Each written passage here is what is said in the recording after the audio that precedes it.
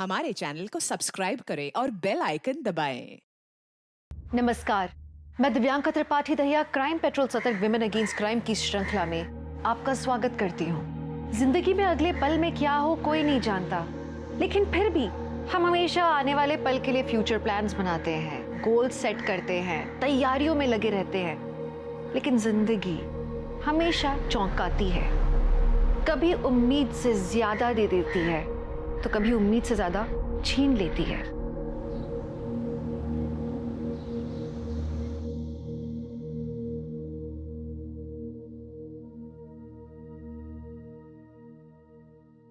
राम राम सा।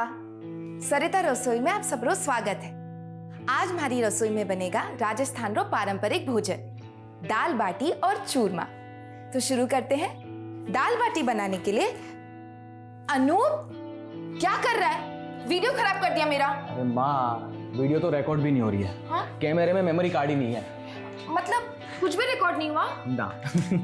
अनूप भैया, कौन मानेगा कि मम्मी के चैनल पे 7 मिलियन सब्सक्राइबर्स हैं। हंसना बंद कर दीक्षा, कभी कभी हो जाती है गड़बड़। मुझे तो बस खाना बनाना आता है। सरिता, ये लो गुजिया बनाने का सारा सामान। कल बढ़िया सी वीडियो बनाना गुजिया की। हाँ, वो भी मेमोरी कार्ड डाल के। सरिता, फिर गलती की। एक बार अच्छे से सीख लो ना। चलो मैं सिखाता हूं, आओ। हाँ वाह पापा, सो स्वीट। पापा, आप सच में माँ की बहुत केयर करते हैं। बेटा, वाइफ हैप्पी हो ना तो लाइफ हैप्पी हो जाती है।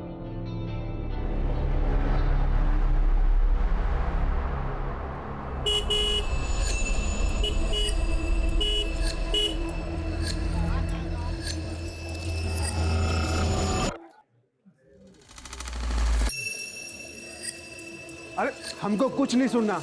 जब तक हमारी बात बैंक के मैनेजर प्रीतम से नहीं होती तब तक हम यहाँ से नहीं जाएंगे। क्यों भाइयों? नहीं जाएंगे, नहीं जाएंगे। बुला के लेके आओ। नहीं जाएंगे। बाहर भी इतनी भीड़ जमा है, क्या चाहिए इन लोगों को? एक मिनट भाई लोगों, एक मिनट। हाँ देखो, थे लोग कतई भी परेशान ना हो। था का पैसा बिल्कुल सेफ है हमारा ही बैंक में। ऐसे फेक न्यूज पे विश्वास बिल्कुल भी ना करो। हाँ, और वैसे भी हमारे बैड लोन्स काफी कम हो चुके हैं, तो चिंता की कतई बात ना है। लेकिन हम रिस्क क्यों लें?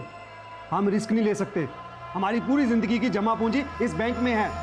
हमको हमारा अकाउंट खाली करना है। आप क्यों भाई करना है? सुनिए मेरी बात। मेरी बात सुनिए आप। पैसा चाहिए, आज ही चाहिए। हे रुचिका, मुझे ना वो ओल्ड लोन्स की फाइल्स देखनी है, डेटा शीट प्रिपेयर करना है। बस 5 मिनट लगेंगे। अरे 5 क्या 10 मिनट ले, आजा। वैसे आज पब्लिक ने बहुत बवाल किया ना बैंक में। रोज रोज ऐसे चलेगा तो कैसे काम करेंगे? अरे तेरी लिपस्टिक स्मज हो गई है। हाँ चल तू आजा, मैं 5 मिनट में टचअप करके आती हूँ। हाँ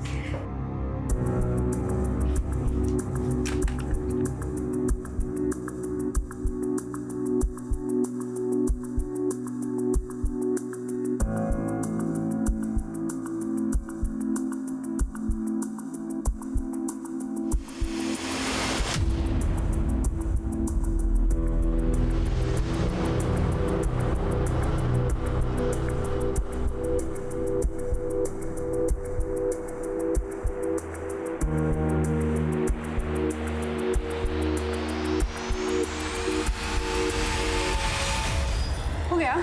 हाँ, थैंक यू।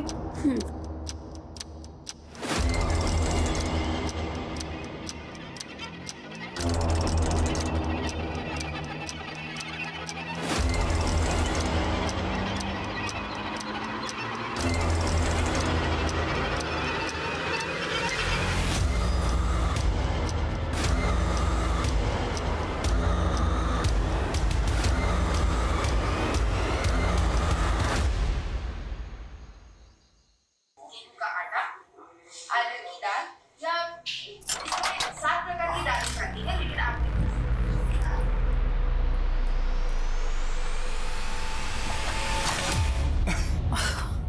डरा दिया तुमने। तुम तो कल आने वाले थे ना। ठीक है, चला जाता हूँ, कल आता हूँ। अच्छा मिस्टर पतिदेव, मैं दिन गिनती हूँ तुम्हारे आने को, तुम चले जा रहे हो। मैं भी तुम्हें बहुत मिस कर रहा था। बाय द वे, मैंने तुम्हारे लिए स्पेशल डिश बनाई है। Really? वाओ, क्या बनाया तुमने मेरे लिए? दाल बाटी। वो रसोई वाली औरत का वीडियो देख के? हाँ वो मुझे बहुत पसंद है ना, मतलब वो उसका खाना बनाने का स्टाइल। एक नंबर के फ्लर्ट हो ना तुम। Thanks for complement. फ्रेश हो जाओ।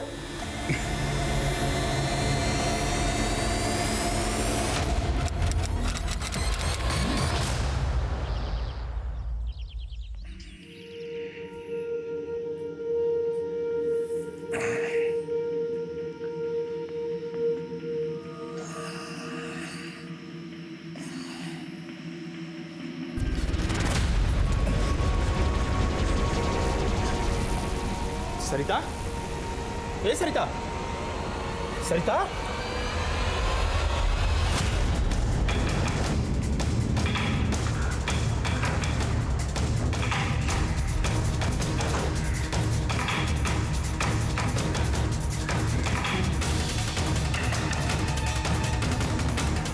सर विक्टिम का नाम सरिता अग्रवाल है।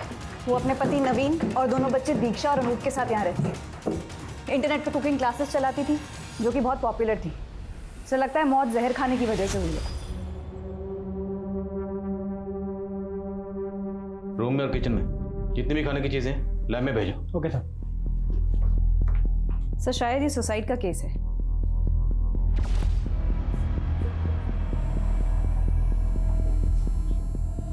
कल का कार्यक्रम, अगर किसी शख्स के जहन में खुदकुशी का ख्याल चल रहा हो तो कल की प्लानिंग करेगा। बॉडी को सबसे पहले किसने देखा? मेरे बेटे ने दरवाजा नॉक किया, तब मेरी आंख खुली थी सर। पापा अनूप आ रहा हूँ। क्या हो बेटा? पापा जयपुर के लिए 2 कैब चाहिए थी माथुर जी को, और ये डिटेल्स भेजी। मम्मा, मम्मा, सरिता, मम्मा, सरिता, पापा, ए सरिता, मम्मा, सरिता। तो आपकी बीवी की लाश तो ऊपर बेडरूम में ही पड़ी हुई, बिल्कुल बेड के पास। जगह जगह जिस तरह से उन्होंने वॉमिट कर रखा है, जाहिर है उनकी तबीयत रात को बहुत ख़राब हुई होगी, काफ़ी तड़पी होंगी और आपको मदद के लिए भी बुलाया होगा। आपने कुछ नहीं सुना? मुझे नींद ना आने की प्रॉब्लम है सर। नींद की गोलियां लेके सोता हूँ, शायद इस वजह से कुछ सुनाई नहीं देता।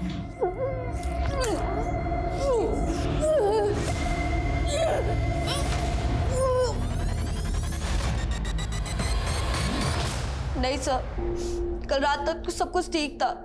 खाना तुम्हारी मम्मी ने बनाया था? जी मैम। तो क्या आपकी मम्मी ने कोई पर्टिकुलर चीज़ खाई थी जो सिर्फ आपकी मम्मी ने खाई? तुम्हारी मम्मी को कोई तकलीफ थी, कोई परेशानी, डिप्रेशन? नहीं मैम। क्या वो सुसाइड कर सकती हैं? नहीं, मम्मा सुसाइड कर ही नहीं सकती सर, ये इम्पॉसिबल है। उनके कितने बड़े सपने थे। वो अपने कुकिंग के चैनल को आगे बढ़ाना चाहते थे। वो भैया को और मुझे यूएस भेजना चाहते थे हायर स्टडीज के लिए। सब मम्मा सुसाइड नहीं कर सकती।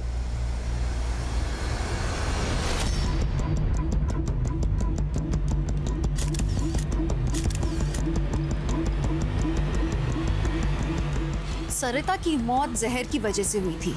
उसने जहर खुद लिया था या उसे दिया गया था?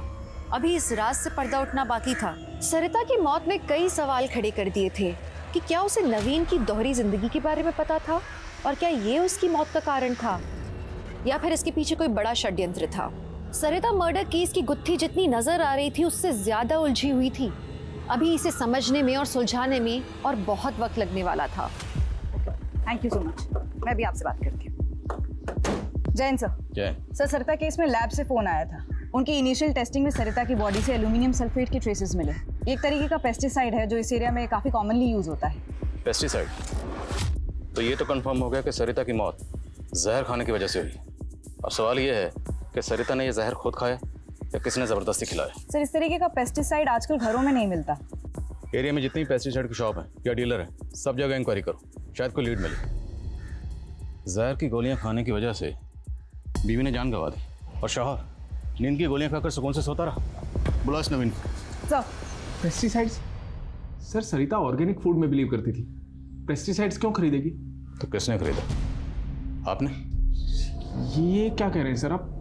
मेरी समझ में नहीं आ रहा सर। समझ में तो हमें भी नहीं आ रहा। आपकी बीवी बिल्कुल आपके बगल में सो रही थी, रात भर तड़पती रही, जगह जगह वोमिटिंग करती रही, तड़पते तड़पते उसने अपनी जान दे दी और आप चुपचाप सुकून से सोते रहे। आप नहीं समझेंगे सर, कितना आप सोच समझे इस बात का। बहुत प्यार करता था मैं सरिता से। दोनों मियां बीवी में किसी बात को लेकर झगड़ा या मनमुटाव? मम्मी पापा तो जैसे एक दूसरे के लिए बने थे, लड़ते हुए क्या, हमने तो उनको ऊंची आवाज में बात करते हुए भी नहीं देखा था। वैसे भी महीने में 15 दिन तो पापा बिजनेस ट्रिप पर होते थे। तुम्हारे पापा बिजनेस ट्रिप पर कहाँ जाते थे? ज़्यादातर कोटा, वहाँ पर उनकी ऑफिस की एक नई ब्रांच खोली थी। सर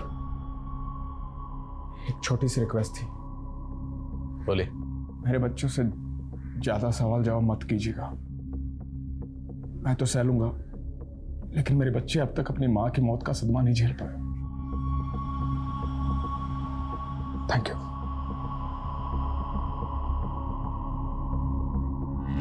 सर नवीन अग्रवाल की कॉल डिटेल्स आ गई है। इस नंबर पे काफ़ी बातें हुई नवीन की। किसका नंबर है? मोनिका श्रीवास्तव, कोटा की रहने वाली है। पता लगाओ ये मोनिका श्रीवास्तव कौन है, डिटेल्स निकलो उसकी। सर। लक्ष्मी, 2 साल के अंदर जयपुर में हमारी नौकरी लग जाएगी, फिर हम वहीं बस जाएंगे और हम शादी भी वहीं कर लेंगे। सुधीर, फिर से वही बात। मुझे नहीं लगता कि हमारी फैमिली हमारी शादी को मानेंगे। हम तुम्हें किसी हीरो हीरोइन की तरह भगा के लेके जाऊंगा तुम्हें। बापू, बापू, मूंछ के बाल नहीं निकले तेरे अब तक और शादी करने चला है तू। ये दूसरी जाति की लड़की के साथ शादी करेगा तू? नालायक। बापू वाली बात तू क्या देख रही? चलेगा यहाँ से, लेगा भाग यहाँ से। मैं तेरे बाप को जाके सब बता देंगे हम। राम राम सा। आज मैं कोई रेसिपी नहीं बताने वाली। एक बेचैनी है जो आपके साथ बांटना चाहती हूँ।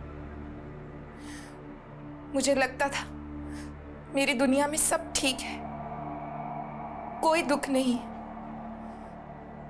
लेकिन फिर अचानक मुझे पता चला कि मैं एक भ्रम में जी रही थी। जो सोचा था सब झूठ था। रिश्ता झूठा, प्यार झूठा, सब झूठ। मोनिका, काश तुम ना आती तो ये सब नहीं होता। जो कुछ भी हुआ तुम्हारी वजह से हुआ। तुमने तबाह कर दी मेरी जिंदगी। सर, सरिता इसी कैमरे से कुकिंग वीडियोस बनाती थी, इसी में हमें ये वीडियो मिला। तो ये वीडियो सरिता का आखिरी वीडियो था? नहीं सर, इसके बाद सरिता ने एक और कुकिंग वीडियो बनाया था, लेकिन इस वीडियो की तरह उसमें भी वो काफ़ी हताश लग रही थी। सुसाइड पॉसिबल है। इस वीडियो में सरिता ने किसी मोनिका का जिक्र किया है और नवीन के कॉल रिकॉर्ड्स में भी किसी मोनिका का जिक्र है। मोनिका श्रीवास्तव। मोनिका श्रीवास्तव। क्या ये दोनों मोनिका एक ही हैं? और अगर हैं तो ये मोनिका श्रीवास्तव कौन है? सर, कोई मोनिका श्रीवास्तव से मिलने आई है। आप नवीन की पत्नी हैं? जी। नवीन पहले से शादीशुदा है, उसके 2 बच्चे हैं, ये सब पता है आपको? 4 दिन पहले ही पता चला। आपको सरिता के बारे में कैसे पता चला? मुझे कुछ दिनों से शक हो रहा था नवीन पर। फिर एक दिन जब वो बिजनेस ट्रिप का बहाना करके घर से निकला तो मैंने उसका कोटा से जयपुर तक पीछा किया। तो यहाँ जयपुर आने के बाद आप सरिता से मिली थी? जी। मुझे लगा था कि मेरे साथ धोखा हो रहा है, कि नवीन की जिंदगी में कोई और औरत आ गई है। बस सरिता से मिलकर पता चला कि 21 साल से तो वो उसकी बीवी है, दूसरी औरत तो मैं हूं। और जब आप सरिता से मिली और सरिता को आपके बारे में पता चला तो सरिता का रिएक्शन क्या था? सरिता मेरी बात तो। नवीन, आप चुप रहिए। मोनिका, मेरे बच्चे कभी भी आते ही होंगे। मैं नहीं चाहती उनके सामने ये तमाशा। हम अंदर चलकर बात करते हैं। जी।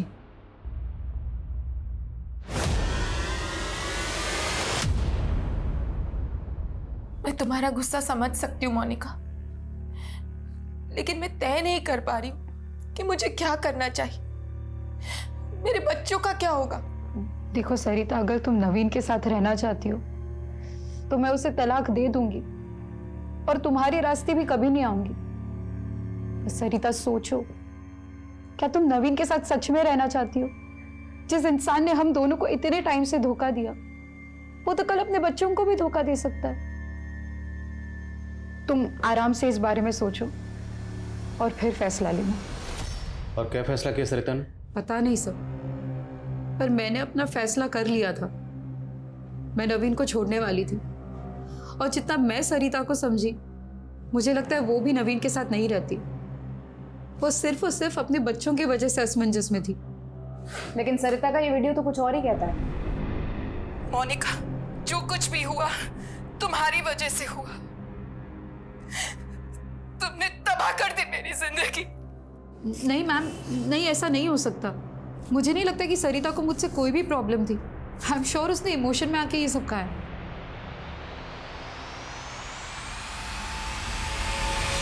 तुम बिल्कुल चिंता मत करो, मैं और तुम्हारे जीजा जी हमेशा तुम्हारे साथ है मोनिका। ये लीजिए, आप लोग नाश्ता कर लीजिए पहले।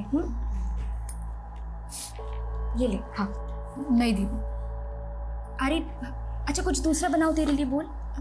भूख नहीं है ज्योति दीदी। कुछ दिनों पहले तक मैं कितनी खुश थी। एक पति था जो सिर्फ मुझसे प्यार करता था, वो तो चला गया और ऊपर से ये पुलिस का चक्कर। सरिता ने भी अपनी वीडियो में मेरा ही नाम लिया। कहीं पुलिस मुझे इस चक्कर में फंस। अरे मोनिका, बेकार फिक्र कर रही, ऐसा कुछ भी नहीं होगा, चिंता मत करो। और देख, सरिता की मौत की जिम्मेदार ना तू बिल्कुल नहीं है। हाँ, वो नवीन जरूर है, समझी? फिक्र मत कर, हम हैं। जीजा जी, अगर पुलिस मुझ पर ही अबेटमेंट ऑफ सुसाइड का चार्ज लगाती है तो आप मेरा केस लड़ेंगे ना? अरे ये भी कोई पूछने वाली बात है? और ऐसा कुछ भी नहीं होगा, फिक्र मत करो। मतलब अगर ये पता चल जाता है कि सरिता ने खुदकुशी की थी तो मोनिका को जेल हो जाएगी? अगर खुदकुशी साबित हुई तो, और फिर मैं हूं ना उसका केस लड़ने के लिए। मोनिका को कुछ नहीं होने दूंगा। अरे मुझे उस मोनिका की टेंशन नहीं है, मुझे ज्यादा टेंशन उस पुश्तैनी जायदाद की है जो इस मोनिका के नाम पर है। और अगर ये मोनिका जेल चली जाती है तो उन पेपर्स पर कौन साइन करेगा, बोलो? बहुत लालची हो रही हो तुम। हाँ, मतलब अपनी बहन मोनिका की फिक्र नहीं है तुम्हें, बल्कि उस प्रॉपर्टी।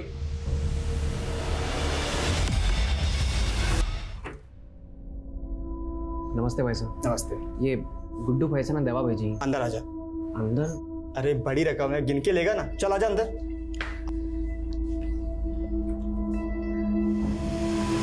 रुक, वही भागना मत, रुक वहीं पे खड़े रहे। बॉक्स खोल। बॉक्स खोल। खोलता हूँ। ये देखिए साहब जी, मुझे नहीं पता इसमें ये क्या था साहब जी। ले चलो इसे। साहब जी, मुझे गुड्डू भैया ने भेजा है, मुझे गुड्डू भैया ने दवाई दी थी साहब जी, मेरा इसमें कोई कसूर नहीं है साहब जी।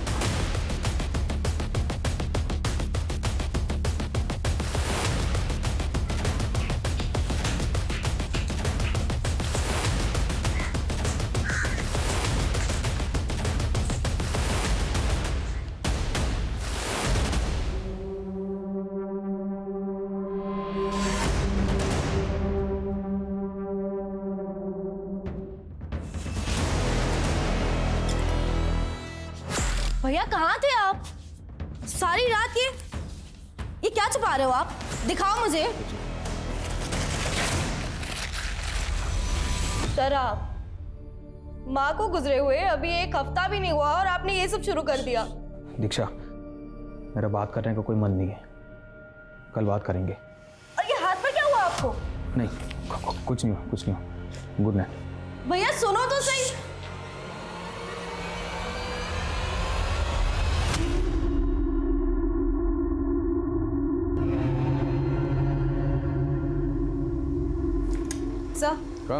सर, सरिता की डिटेल पोस्टमार्टम रिपोर्ट आ गई है। रिपोर्ट के मुताबिक सरिता की बॉडी से पेस्टिसाइड का हैवी डोज मिला है, 3 टैबलेट्स जितना हैवी। सर, ये पॉसिबल ही नहीं है कि इतना हैवी डोज खाने में मिलाकर दिया जाए और खाने वाले को पता ही ना चले। घर से ये फूड आइटम्स कलेक्ट किए थे, उसमें कुछ मिला? नहीं सर, किसी भी खाने की चीज़ में किसी भी तरीके का पेस्टिसाइड का ट्रेस नहीं मिला है। डॉक्टर्स का कहना है कि इतनी हैवी डोज लेने के बाद सरिता को वॉमिट होनी ही होनी थी, लेकिन वो कुंभकर्ण नवीन वो वहीं सोता रहा, उसकी आँख ही नहीं खुली। तो हो सकता है सरिता को वो पेस्टिसाइड्स इस नवीन ने दी। सर अगर ये नवीन कॉमन थ्रेड है तो मोनिका की मौत का पैटर्न बिल्कुल अलग है। वो तो होना ही था। 2 औरतों का कत्ल हुआ और जिन 2 औरतों का कत्ल हुआ वो दोनों की दोनों नवीन की बीवियां हैं। अब अगर वो दोनों को एक ही पैटर्न से मारता तो सीधा सीधा शक इसी पे जाता। शातिर खिलाड़ी। अब इससे इसी के तरीके से पूछताछ करनी पड़ेगी। सर मेरी नवीन की बेटी दीक्षा से बात हुई थी। उसका कहना है कि नवीन रात से घर ही नहीं आया। कहीं नवीन फरार तो नहीं हो गया है? सर नवीन अग्रवाल आए। बापू बापू मुझे माफ कर दे बापू, हमारे से गलती हो गई बापू। गलती तो मुझसे हुई है। उस दिन मैंने कुछ ज्यादा ही सख्ती बरत दी थी तुझ पर। बापू मैं जाएगा पानी।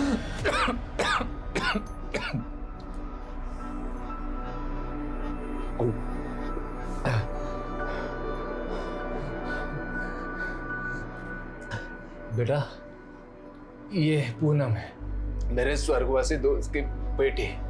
मेरी बीमारी में इसी ने मेरा ध्यान रखा है। इसका कोई नहीं है बेटा, इससे शादी कर ले, सुखी रहेगा तू। भागा नहीं था सर मैं, वो समझ में नहीं आ रहा था बच्चों का सामना कैसे करूं। अपने दोस्त ऋषिकांत के यहाँ रुक गया था। आप चाहे तो फोन करके कंफर्म कर लीजिए। पूरी तैयारी करके आए पर कोई फायदा नहीं है, क्योंकि तुम्हारी दोनों बीवियों की मौत का प्राइम सस्पेक्ट तू ही है। बोल क्यों मारा दोनों को? सर मैंने नहीं मारा सर। अरे मारा तो मुझे किस्मत ने है सर। 21 साल का था मैं, सिर्फ 21 साल का सर। मेरे राक्षस बाप ने उस सरिता को मेरे गले बांध दिया था।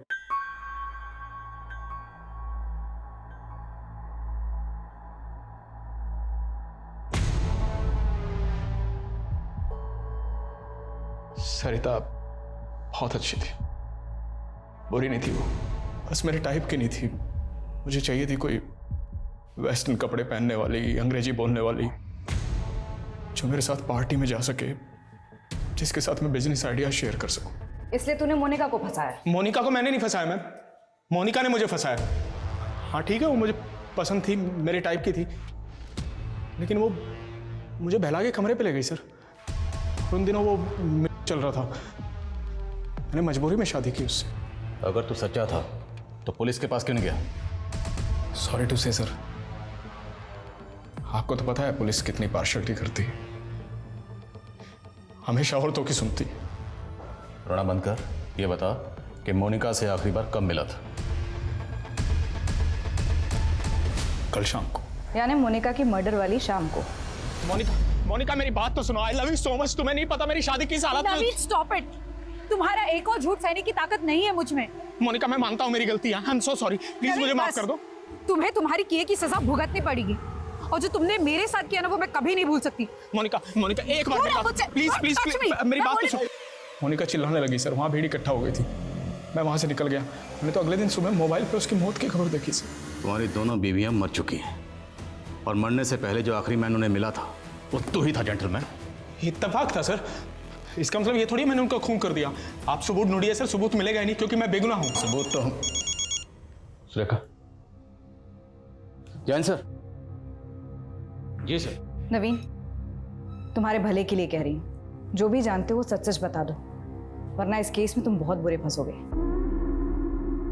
सुरेखा जी, एक आप ही हैं जिसको चिंता है हमारी यहाँ। एक काम कीजिए, अपना नंबर दे दीजिए, यहाँ से निकलते ही फोन करूंगा, साथ में डिनर करेंगे हम लोग। वैसे भी आपने बिना हथकड़ियों के मेरा दिल तो कैद कर ही लिया है। सर पोस्टमार्टम रिपोर्ट, और वो भी उसी के दुपट्टे से। सर उसके ब्लड में अल्कोहल और स्लीपिंग पिल्स के ट्रेसेस भी पाए गए हैं। एक बात और सर, मोनिका के प्राइवेट पार्ट में सीमेंट के ट्रेसेस भी मिले। व्हाट? Yes sir. और बदन पे कोई खरोच या जोर जबरदस्ती के निशान? No sir. मोनिका के ब्लड में अल्कोहल और स्लीपिंग पिल के ट्रेसेस, मतलब जिस वक्त उसकी मौत हुई वो बुरी तरह से नशे की हालत में थी। कोई जोर जबरदस्ती नहीं हुई थी, रेप तो नहीं हो सकता। Right sir. और सर पोस्टमार्टम रिपोर्ट के मुताबिक उसने रात को कुछ भी नहीं खाया था सिवाय चने के। चना? वैसे मोनिका तो अब रही नहीं, तो हम जमीन तो बेच सकते हैं ना। आप कोई बायर ढूंढ लो ना। जितनी जल्दी जमीन बिकेगी ना उतना हमारे लिए अच्छा होगा, है ना? सर, ये नवीन तो बहुत ही कमीना इंसान है। न इसे अपनी दोनों बीवियों के मरने का दुख है, ना अपने किए का पछतावा, और ना दोनों बच्चों की फिक्र। सर, निहायत ही मतलबी आदमी है, सिर्फ अपने बारे में सोचता है। हाँ, लेकिन हमारे पास इसके खिलाफ कोई ठोस सबूत नहीं है। बिना सबूत के उसे ज़्यादा वक्त तक यहाँ नहीं रख सकते। सर, लेकिन हम उसे सर मोनिका की कॉल डिटेल्स। सर, वारने से एक दिन पहले मोनिका की अजमेर के एक बैंकर से बात हुई और सर उसने एक कैब ड्राइवर योगेंद्र को भी कॉल किया था। मेरी योगेंद्र से बात हुई है सर, उसने कंफर्म किया है कि वो मोनिका को अजमेर एक बैंक में लेकर गया था और उसके बाद उसने यहाँ जयपुर लाकर उसे छोड़ दिया था। मोनिका वाज बैंकर, तो हो सकता है अजमेर अपने किसी बैंक के काम से गई हो। नहीं सर, यही तो इंटरेस्टिंग बात है सर। वहाँ वो अपने बैंक की ब्रांच में नहीं गई थी, किसी और ही बैंक में गई थी। मोनिका ने आखिरी कॉल किसे किया था? सर, ज्योति को। मोनिका की बहन है सर, जयपुर में ही रहती है। हिम्मत कैसे हो गई तारी? हिम्मत कैसे हो गई तारी?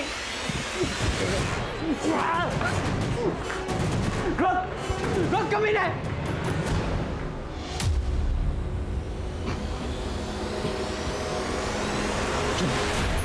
माफ कर दीजिए, गलती हो गई। क्यों किया तुमने ऐसा? तुझे पता है मैं तुझे कितना प्यार करता हूं।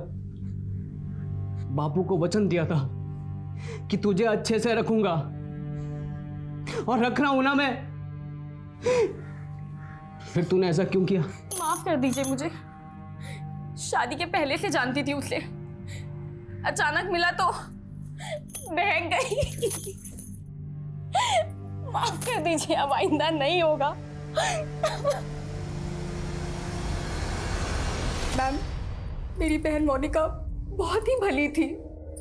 वो उस कमीने नवीन ने ही सब कुछ किया है। मैंने उसको बहुत मना किया मैम कि मत कर उससे शादी, पर उसने मेरी एक भी बात नहीं मानी मैम। मोनिका जब जयपुर आई थी तो आप लोगों के घर रुकी थी, फिर ऐसा क्या हुआ कि उसे यहाँ से जाना पड़ा? मोनिका को जब सरिता और नवीन के बारे में पता चला तो वो बहुत ज़्यादा अपसेट हो गई थी, और वो यहाँ पे हमेशा गुमसुम सी बैठी रहती थी। फिर एक दिन पता नहीं क्या हुआ, वो बोली कि मुझे अकेले रहना है। मैंने उसे रोकने की बहुत कोशिश की, लेकिन वो नहीं मानी। काश मैंने तब भी उसे यहाँ रोक लिया होता। बस कर पूनम, मत रो, मत रो।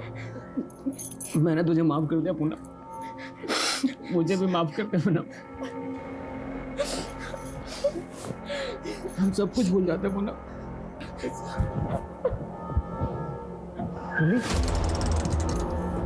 सर, यही बचाओ! बचाओ! बचाओ! बचाओ! क्या कर रही है तू? बचाओ! पूनम, खून बह रहा है, पागल। बचाओ! हट जा पूनम। पूनम, क्या कर रही है? रुक, छोड़ उसे। तू क्या कर रहा है यहाँ पे? देखा सर क्या किया इसने? सर, ये सर रोज ही मारता है पूनम को, और सर मैं बचाने गया तो मुझे भी मारा। तुम चुप क्यों हो पूनम? बताओ ना सर को। जी, ये मुझे बहुत पीटता है, कभी बेल्ट कभी चप्पल जो दिख जाए। पूनम, नाटक मत कर। सर, हमारी बात ले जाओ इसे। इसका कोई प्लान है सर? इसका कोई प्लान है सर? सर, मेरी बात तो सुनिए सर।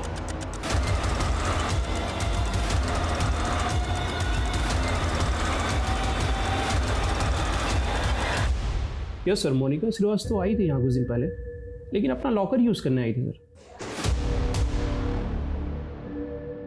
लॉकर में ऐसा खास क्या था? और ख़ास था भी तो उसने अपने बैंक के लॉकर में क्यों नहीं रखा?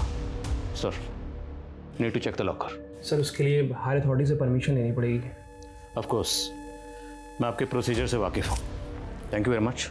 मैं जल्द से जल्द परमिशन निकलवा के आता हूँ। Thank you so much.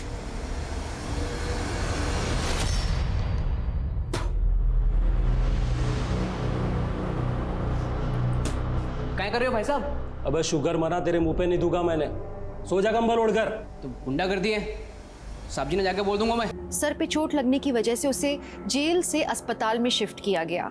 दूसरी ओर मोनिका के केस में जयपुर से अजमेर पहुंची पुलिस को फाइनली मोनिका का लॉकर खुलवाने की परमिशन मिली, और एक ऐसा एंगल सामने आया जिसके बारे में पुलिस ने पहले सोचा ही नहीं था।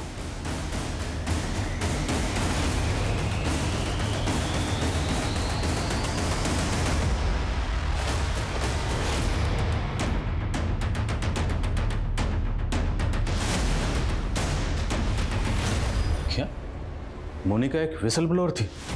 जी सर, मोनिका अपने बैंक में हो रहे एक स्कैम को एक्सपोज करने के लिए एविडेंस इकट्ठा कर रही थी। लगभग 1500 करोड़ के लोन्स नकली डॉक्यूमेंट्स पर अप्रूव हुए। पिछले 15 साल से सिर्फ छोटे छोटे अमाउंट का ये स्कैम हो रहा था, इसलिए लोगों की नज़र में नहीं आ रहा था। तो क्या मोनिका और सरिता के केसेस को आपस में कनेक्ट करके हम कोई गलती कर रहे हैं? क्योंकि मुमकिन है मोनिका के कत्ल के पीछे इस स्कैम में से कोई हो। सर, मोनिका को जिसने मारा वो उसे अच्छे से जानता था। मोनिका अपने बैंक में फ्रॉड कर रहे लोगों के साथ इतनी आसानी से नहीं जाती। करेक्ट, लेकिन अब हमें आईडी से कांटेक्ट करना होगा और ये सारा डाटा उन्हें हैंड ओवर करना होगा। Let them investigate.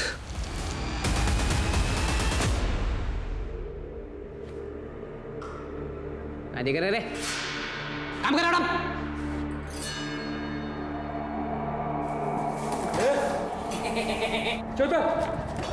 साहब मच्छर गड़ा, मच्छर मच्छर मच्छर मच्छर काट रहे हैं मच्छर। माफ कर दो साहब। वो पूनम, पूनम पूनम पूनम पूनम पूनम हमारी बीवी है साहब, हमारी बीवी है। इस स्कैम को एक्सपोज करने के लिए मोनिका ने अपनी जान खतरे में डाल दी। नाउ इट्स योर रिस्पॉन्सिबिलिटी कि मोनिका ने जो मिशन अधूरा छोड़ा उसे आप अंजाम तक पहुंचाएं। डोंट वरी आदिल, हम इस केस की तह तक जाएंगे और इस केस में शामिल जितने भी लोग हैं उन सबको सजा दिलवाएंगे। और ये सरकारी बैंक्स किसी रॉयल बिजनेसमैन की पर्सनल जागीर नहीं है। Justice will be done. Good luck. Thank you. आप लोग मुझे घर लेके जा रहे हो क्या? हाँ, घर लेके जा रहे हैं। मारो बस थोड़ा दिमाग खराब हो गया, बाकी में सब कुछ ठीक है मेरा। हमारी बीवी है ना पूनम, पूनम उसकी कसम। मैंने घर लेके जा रहे हो।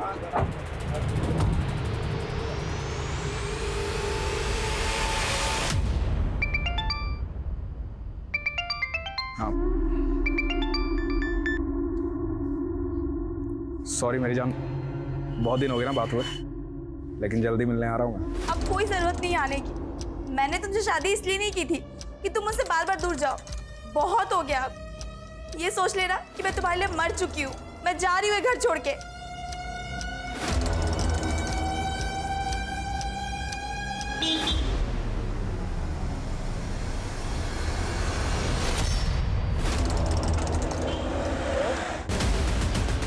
सर आप मेरी बात सुनिए सर, मैंने कोई स्कैम नहीं किया है सर। सर आप कहाँ लेके जा रहे हैं मुझे? सर मेरी बात तो सुनिए। अरे ज्योति, हाँ? अरे डील हो गई है फाइनल। कल पैसा मिल जाएगा हमें एडवांस।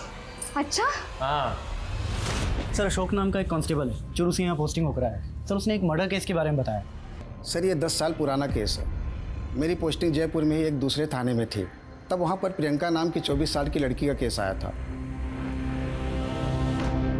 उस दिन जब मैं मोनिका की पोस्टमार्टम रिपोर्ट देख रहा था तो फ़ौरन मुझे ये केस याद आया। उसके इंटेस्टाइन में चने मिले थे, बियर की बोतल भी मौका वारदात पर विक्टिम की बॉडी मिली थी। उसे वहाँ नहीं कहीं दूसरी जगह पे मारा गया था, ठीक मोनिका की तरह। उस केस में मुजरिम पकड़ा गया था?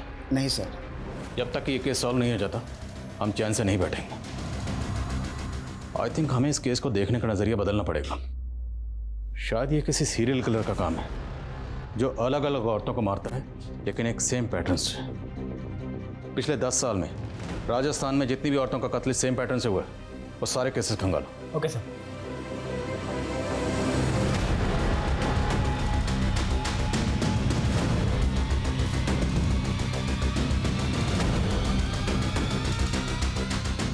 सर टोटल 6 केसेस मिले हैं। 2004 में 1, 2008 में 2, 2010 में 2 और 2017 में 1। 2004 में जिस लड़की का कत्ल हुआ उसकी उम्र थी 24 साल और 2008 में जिसका हुआ उसकी उम्र 28 साल। Correct sir. एक पैटर्न है। 2010 में जो लड़की मारी गई उसकी उम्र 30 साल और 2017 में जो लड़की मारी गई उसकी उम्र 37 साल। 2004 में उसने जो पहला कत्ल किया था अब लड़की की उम्र थी 24 साल। अगर हम ये मान लें सपोज कि उस वक्त उसकी उम्र भी 24 साल रही होगी तो 2008 में उसकी उम्र हुई 28 साल और सर अब तो उसकी उम्र लगभग 40 साल हो गई। सर अगर मोनिका से जुड़े हुए केस में लोगों को देखें तो उसके जीजा कैलाश और पति नवीन दोनों लगभग 40 के आसपास थे। पता लगाओ क्या नवीन और कैलाश का क्राइम सीन से कोई कनेक्शन है? आई थिंक अब हमारा तीर निशाने पर लगने ही वाला है।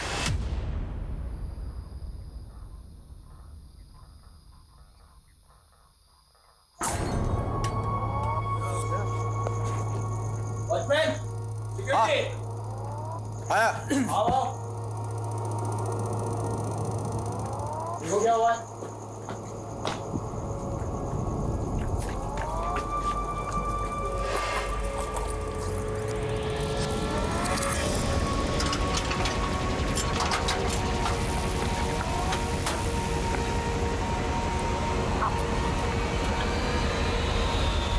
सर, खबरियों से पता चला मोनिका और ज्योति के पास एक पुश्तैनी जमीन थी जो अब ज्योति और कैलाश मिलकर बेच रहे हैं। बहन का गुजरे अभी एक हफ्ता भी नहीं हुआ और ये ज़मीन बेचने की तैयारी में। बुला दो ना मियां बीवी को।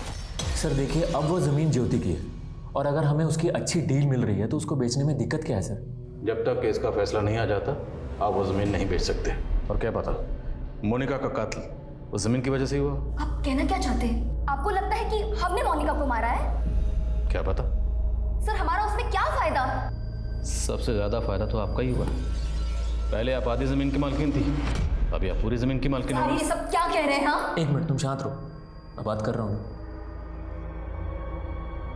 सर अगर आपको ऐसा लगता है तो आप लोगों के पास सबूत क्या है? सुरेखा, एक आदमी लगाओ इनके पीछे, बोलो इनकी हर हरकत पे नजर रखे। Sir, excuse me sir. Sir 3 और मर्डर केसेस का पता चला है। सर सेम पैटर्न है, एक 2006 में हुआ था, एक 2014 में और एक 2018 में। 2006 में जिस विक्टिम का कत्ल हुआ उसकी उम्र थी 26 और 2014 में जिसका कत्ल हुआ उसकी उम्र थी 34 और 2018 में जिसका कत्ल हुआ उसकी उम्र थी 38। और सर 2006 में जिस लड़की का मर्डर हुआ था उसके मर्डर के जुर्म में एक योगेंद्र नाम के आदमी को अरेस्ट किया गया था। सर उसकी मानसिक हालत ठीक नहीं थी, उसे मेंटल असाइलम भेज दिया गया। वहाँ से वो कुछ के साथ फरार हो गया। सर आज तक पकड़ा नहीं गया। तो उस योगेंद्र की जेल अथॉरिटीज़ के पास कोई फोटो वगैरह तो होगी? जी सर। सर ये अगर इसे मेंटल असाइलम भेजा गया तो जाहिर है इसके साइकोलॉजिकल टेस्ट भी होंगे। सर ये भी हो सकता है कि कोई इस योगेंद्र का पैटर्न कॉपी कर रहा हो। ये भी हो सकता है, लेकिन अब यहाँ तक पहुँचे हैं तो एक चांस तो लेकर देखते हैं। पता करो कि इस योगेंद्र का विक्टिम से क्या कनेक्शन है। और इसकी तस्वीर तकरीबन 14-15 साल पुरानी है, तो योगेंद्र आज कैसा दिखता होगा। सालों पुराने केसेस खंगाले जाने लगे, पुराने कैदियों से पूछताछ हुई, पुलिस की खोज का दायरा बहुत ज्यादा बढ़ चुका था। ये घास के ढेर में सुई ढूंढने जैसा था, लेकिन पुलिस डटी रही और उन्हें एक सुराग मिला। ये देखिए सर, इस वीडियो में मोनिका गाड़ी में जाती हुई दिख रही है। थोड़ा जूम करने पर गाड़ी का नंबर प्लेट और ड्राइवर का चेहरा साफ दिख रहा है। थोड़ा जूम कर।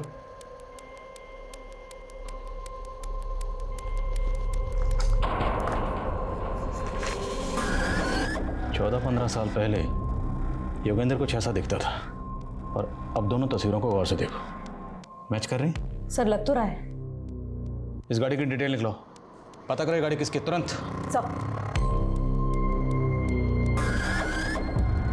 आकृति मैडम। जी सर, कार के ओनर का पता चल गया है, उसी की प्राइवेट टैक्सी है, यहीं जयपुर का है। मैडम जी, आप जयपुर में पहली बार आई है? जी। आप जयपुर आई हैं तो आपको हवा महल जरूर देखना चाहिए।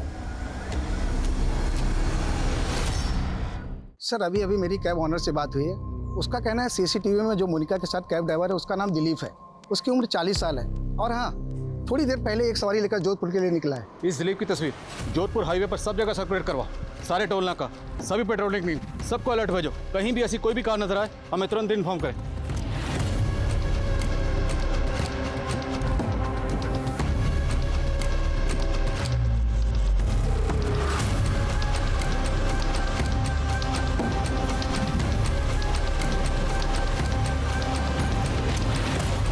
सर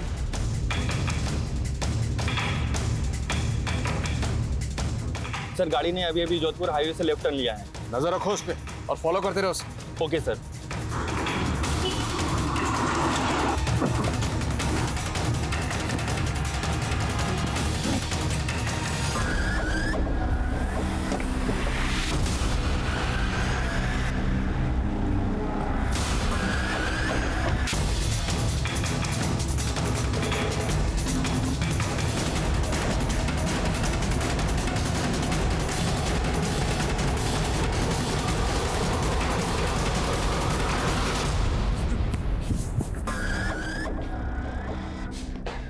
योगेंद्र उस दिलीप उस सुधीर, पिछले 16 सालों में तुमने 9 औरतों को मारा और इतनी मेहनत से मैंने 18 लोगों को मारा, आप 9 गिरा रहे।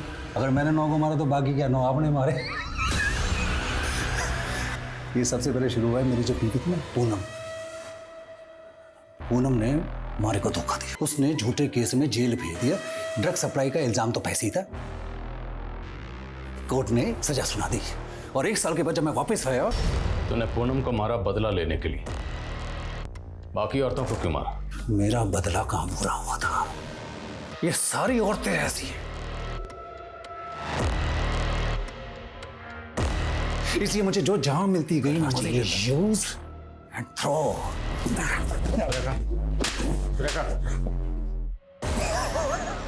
और जेल अथॉरिटीज ने तुझे जो मेंटल असाइलम भेजा था वो सब मैं जब पकड़ा गया तो ये तरकीब मुझे एक पुराने कैदी ने बताई। सब मैंने भी कमाल किया, ठीक है। काला बोला दीवार बोले।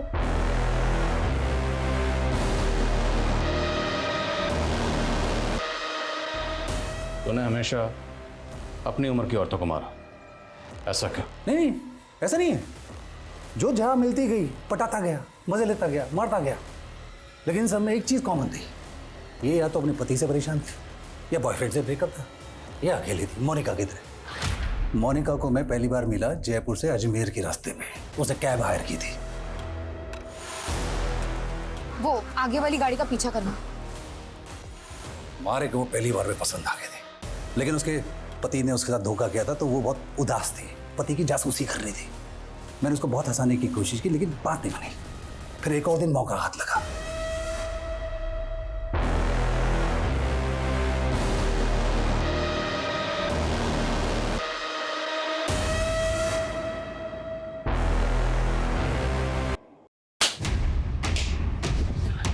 जेल अथॉरिटीज ने सही किया था जो तुझे मेंटल असाइलम भेजा, क्योंकि तेरी असली जगह वहीं है। सुधीर अभी पुलिस की हिरासत में और जल्दी ही उसके खिलाफ कोर्ट में चार्जशीट फाइल की जाएगी। साइकोलॉजिकल मैपिंग की मदद से पुलिस इस अजम्पशन पे पहुंची कि सरिता ने सुसाइड किया था, लेकिन ये सिर्फ एक अनुमान है, क्योंकि उस रात वहां क्या हुआ ये कोई नहीं जानता। उस रात वहां सिर्फ 2 लोग मौजूद थे, एक नवीन जो हैवी डोज स्लीपिंग पिल के लेके सो रहा था, और दूसरी सरिता जो हमारे बीच में है ही नहीं। दूसरी तरफ मोनिका एक इंडिपेंडेंट और बहादुर लड़की थी। उसने 1500 करोड़ के स्कैम का खुलासा किया। समझ ये नहीं आता कि मोनिका जैसी समझदार लड़की उस सुधीर के झांसे में आई कैसे। इसका एक कारण ये हो सकता है कि मोनिका मानसिक रूप से डिस्टर्ब थी। उसने अपने पति और बहन से धोखा खाया था और उसी नाजुक हालत में वो सुधीर की बातों में आ गई। और सुधीर, उसको अपने किए का जरा भी पछतावा नहीं था। उसको उसकी बीवी ने धोखा दिया था और उसका बदला वो पूरी औरत जात से ले रहा था। एक बेसिर पैर की बात सुधीर के मन में घर कर गई, उसका जुनून बन गई, उसे जुर्म की ओर ले गई, जिसका खामियाजा 18 मासूम औरतों को भुगतना पड़ा। आप जानते हैं हमारे देश में मानसिक स्वास्थ्य पर खास ध्यान नहीं दिया जाता है। जरूरी है कि पीड़ितों को, यहाँ तक कि मुजरिमों को भी वक्त रहते नियमित रूप से मनोचिकित्सकों की सलाह दी जाए। अपराध जितना जघन्य होगा उसे सुलझाने में उतना ही वक्त लगता है। एक सर्वे के अनुसार 25% क्राइम केस 2 महीने के अंदर सॉल्व हो जाते हैं।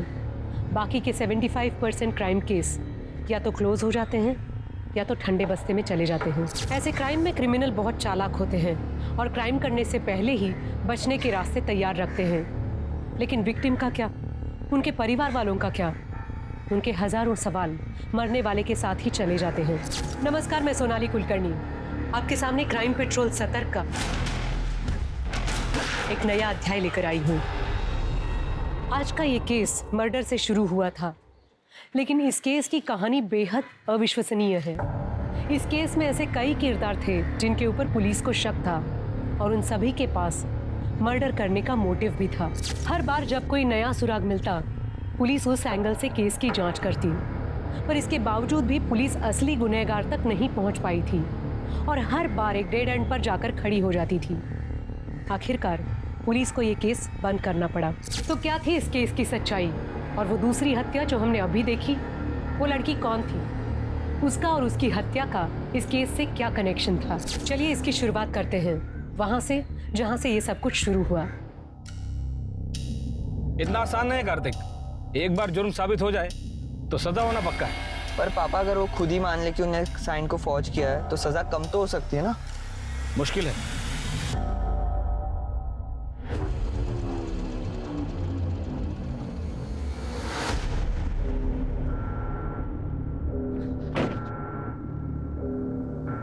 पापा पापा जिंदा ही है। पापा शोल्डर पे गोली लगी है देखो। बेटा ये तुम मुकेश नगर वाला है, 3+ बिल्डर वाले। क्या हुआ मुकेश? अरे मुकेश बेटा ये बेहोश हो गया, इसको हॉस्पिटल ले जाना। चल चल बेटा बेटा अंकल उठी। कार्तिक पुलिस को फोन कर और सिटी हॉस्पिटल बुला। जी बाबा। अरे व्हाट बॉय जल्दी जल्दी, इमरजेंसी है, आइए।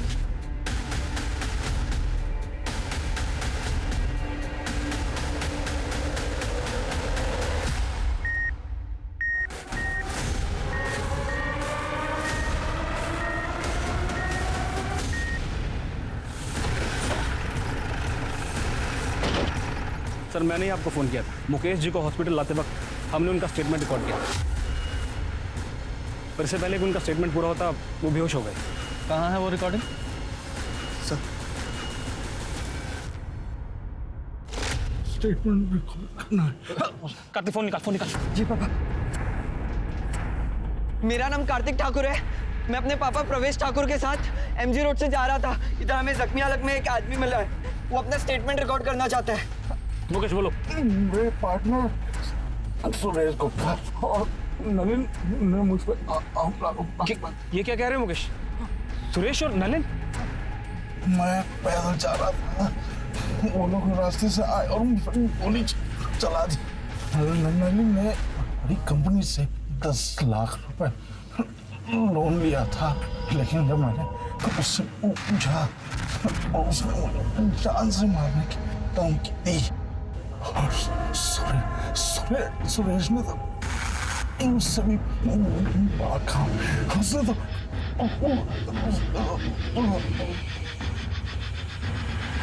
ये किसका आइडिया था? मुकेश जी। पर सर अगर वो नहीं भी बोलते ना तो मैं उनका स्टेटमेंट जरूर रिकॉर्ड करता अपनी सेफ्टी के लिए। सर ये उनका वॉलेट है, चेक करो। सर हमने उनकी फैमिली को फ़ोन कर दिया है, उनके बेटे और वाइफ आते ही होंगे। गुड। शर्मा और इंस्पेक्टर साहब कैसे हो गया ये सब कुछ? वो ठीक तो है? आप शांत हो जी, जरा मेरे साथ आइए।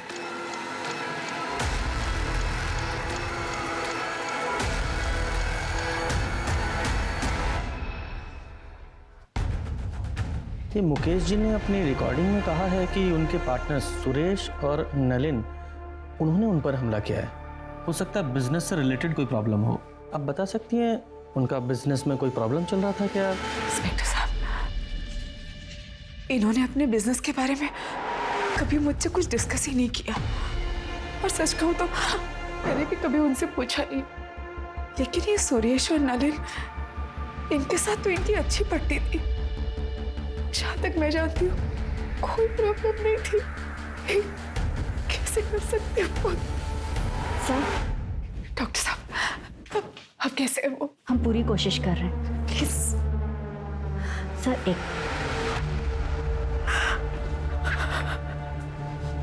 ये सब क्या हो गया? सर पेशेंट की कंडीशन काफ़ी क्रिटिकल है, बचने के चांसेस बहुत कम है। अगर आपको स्टेटमेंट लेनी है तो आप बात कर लीजिए। Thank you doctor.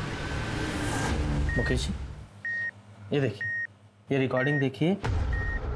आप बिना प्रेशर लिए सिर्फ इशारे में बताइए, क्या ये स्टेटमेंट आपने रिकॉर्ड किया अपनी मर्जी से?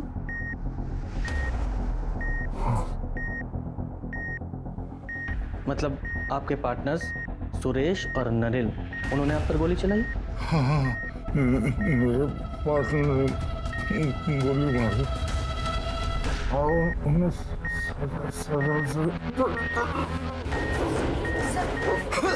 आप बाहर जाइए। नर्स बैग नीचे करो।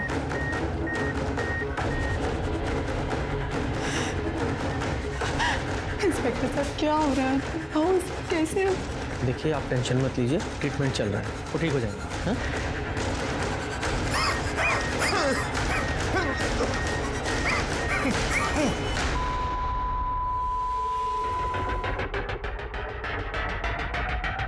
I'm sorry, he's no more.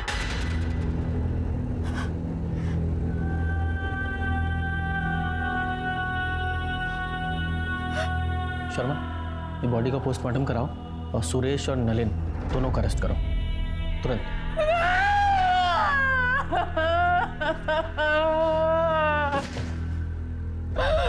कैसे जा सकते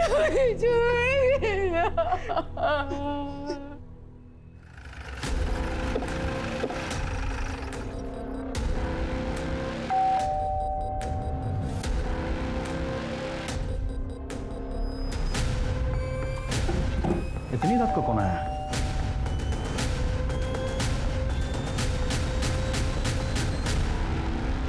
सुरेश गुप्ता।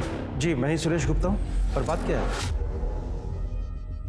हम आपको अरेस्ट करने आए, घर की तलाशी लो। अरे एक मिनट, अरेस्ट किस लिए? मुकेश अग्रवाल के कत्ल के जुर्म में। क्या? मुकेश का मर्डर? हाँ, अभी कुछ देर पहले ही मुकेश का मर्डर हुआ है एमजी रोड। मरने से पहले उसने तुम्हारा और सुरेश गुप्ता का नाम लिया। गुप्ता, पूरा घर चेक करो। मैडम। सर आपको कोई गलतफहमी हुई है। मेरे पति मुकेश जी को सपने में भी कोई नुकसान नहीं पहुंचा सकते हैं। आपके पास इसके अलावा कोई प्रूफ है कि मेरे पापा ने किया है? आप वारंट लेके आइए। हमें हमारा काम पता है, इन्वेस्टिगेशन के बीच में बाधा मत डाली। मैडम पूरे घर की तलाशी ली, कुछ नहीं मिला और घर में दूसरा कोई है भी नहीं। फैमिली कहाँ है तुम्हारी? मैं बैचलर हूँ, इसलिए अकेला रहता हूँ। चलो। क्या कर रही है? सर रुकिए सर।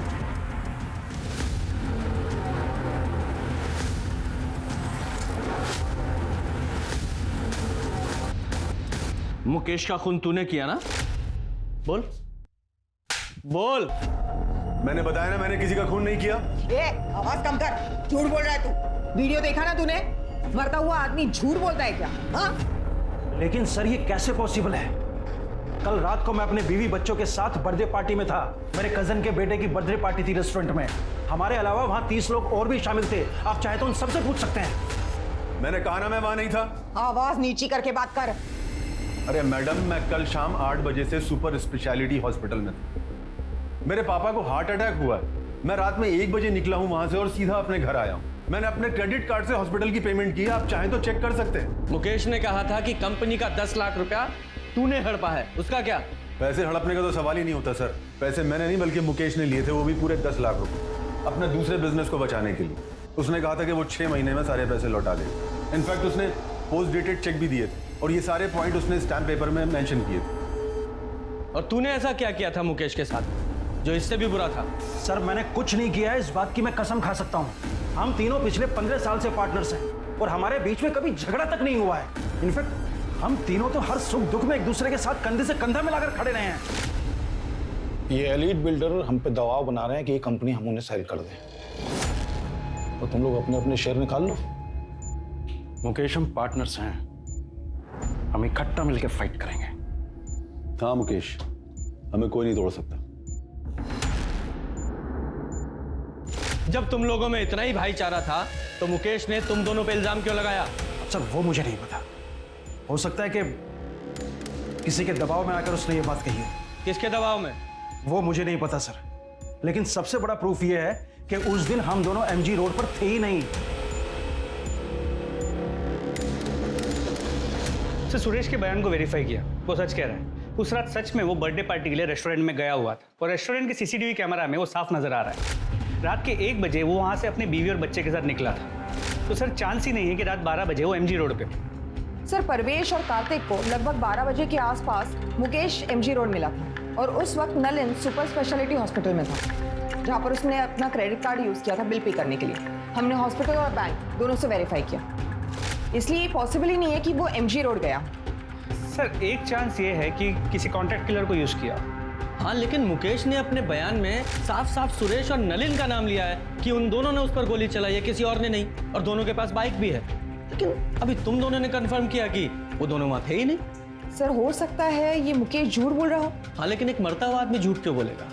एक काम करो, ये परवेश और कार्तिक, इन दोनों की डिटेल्स निकालो और ये मुकेश की फैमिली के बारे में पता करो। आपस में इनमें कोई प्रॉब्लम चल रही थी क्या?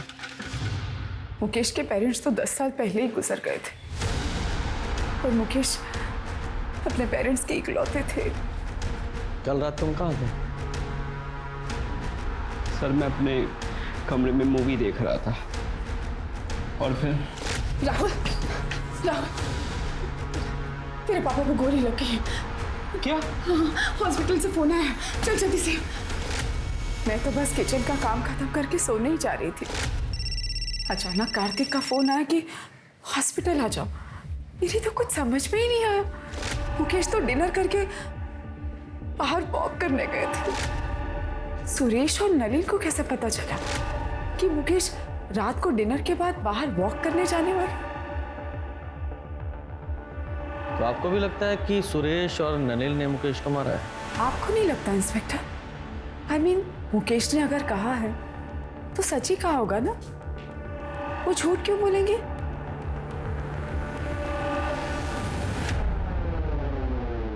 सर पोस्टमार्टम रिपोर्ट के हिसाब से मुकेश की मौत एक्सेसिव ब्लीडिंग की वजह से हुई है। सर करीब 10 फीट की दूरी से मुकेश के कंधे पे गोली चलाई गई। सर हमने सुरेश और नलिन की स्टोरी वेरीफाई की और दोनों की कॉल रिकॉर्ड्स भी चेक किए। कॉल रिकॉर्ड्स में किसी हिस्ट्री शीटर या कॉन्ट्रैक्ट किलर का कनेक्शन नहीं निकला। सर शूटिंग का कोई आई विटनेस भी नहीं है और ना ही कोई सीसीटीवी कैमरा उस एरिया में है। रुको, आप ऐसे अंदर नहीं जा सकते। देखिए, मैं 2 मिनट ही बात करना चाहती हूँ, प्लीज। इंस्पेक्टर साहब, मुझे पहचाना ना आपने? मुकेश की वाइफ। हाँ बोलिए। सर मैंने सुना है कि आप नलिन और सुरेश को छोड़ रहे हैं, क्या ये बात सच है? हेलो। हाँ, छोड़ना ही पड़ेगा ना, क्योंकि मुकेश जी का स्टेटमेंट हमारी इन्वेस्टिगेशन के फैक्ट से मैच नहीं करता और उन दोनों के खिलाफ हमारे पास कोई पुख्ता सबूत नहीं है, इसलिए हम उन्हें ज्यादा दिन कस्टडी में नहीं रख सकते। लेकिन सर आप भी जानते हैं खून हुआ है मेरे पति का। कुछ भी कीजिए, हाथ छोड़ रही हूँ आपके आगे। जिसने भी मेरे पति को मारा वो मुझे इंसाफ चाहिए।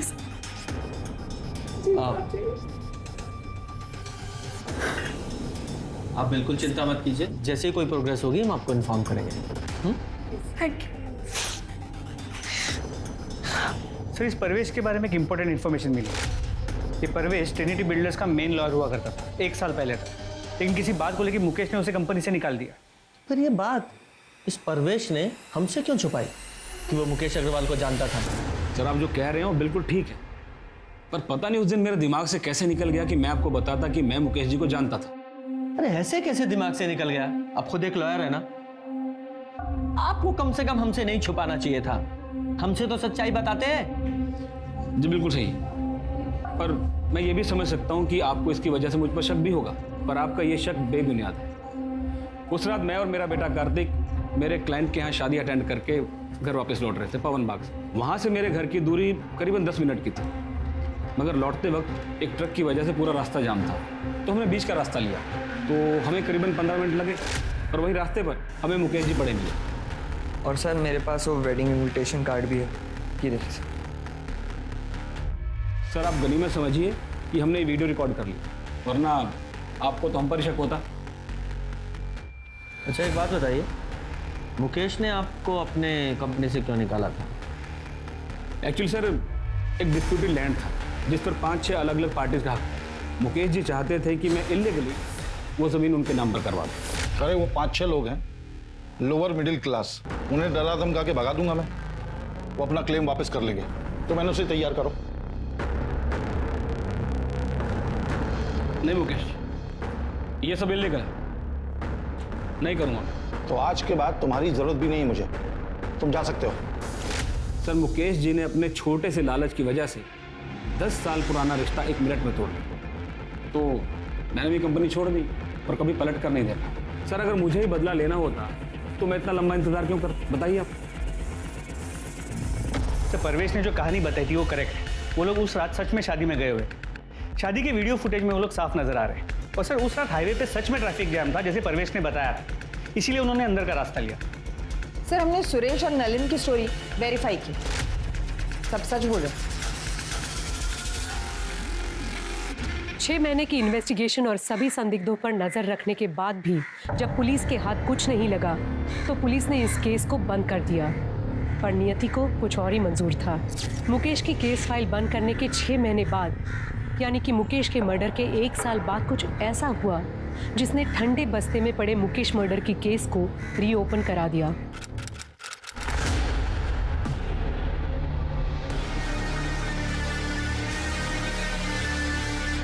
Hello police station.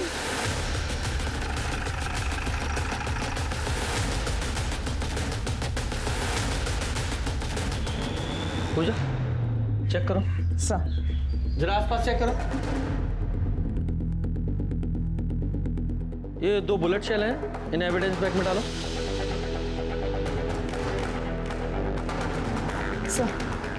Sir entry whole से लगता है कि क्लोज रेंज से 2 बुलेट चलाई गई और सर शायद इस लड़की की कल या आज मौत हुई है। सर जिस आदमी ने हमें बताया था उसने कहा था कि वो एक सेल्समैन है। बंगला किसका है? सर ये तो नहीं पता चल पाया है कि जगह काफ़ी सुनसान है। यहाँ से सबसे नज़दीक जो घर है वो भी 500 मीटर दूर है और वो भी बंद। आसपास की बस्ती में जरा पता करो ये बंगला किसका है। सर दीवार के पास पड़ा था। हो सकता है ये मोबाइल इस लड़की का हो। इस मोबाइल को लैब में भेजो और अनलॉक कराओ।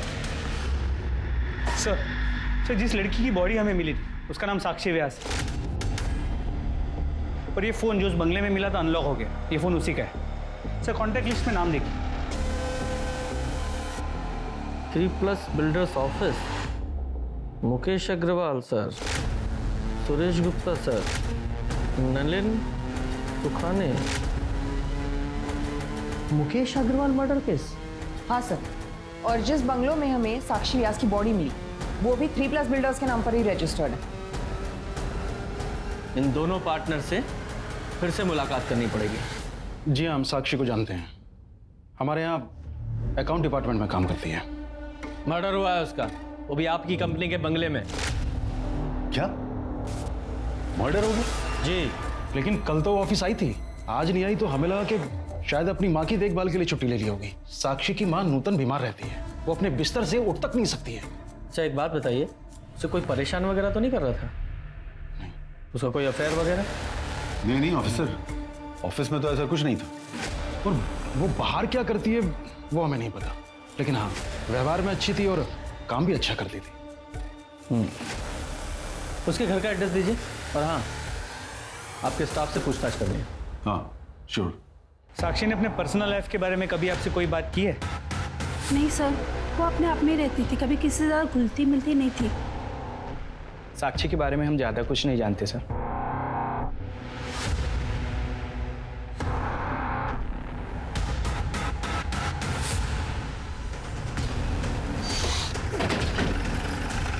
यही है ना?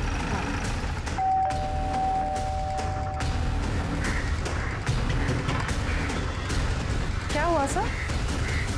वो हमें साक्षी की माँ से मिलना है। नूतन जी तो बिस्तर पे है और उनकी बेटी साक्षी ऑफिस में होगी। क्या बात है इंस्पेक्टर? साक्षी का मर्डर हुआ। क्या? हे भगवान, नूतन जी का क्या होगा? साक्षी तो कितनी प्यारी बेटी थी। मेरे पास इमरजेंसी चाबी उन लोगों ने देके रखी है, मैं अभी लेके आती हूँ।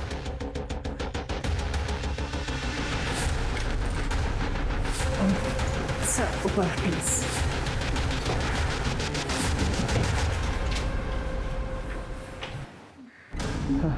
गुप्ता, डॉक्टर को फोन करो।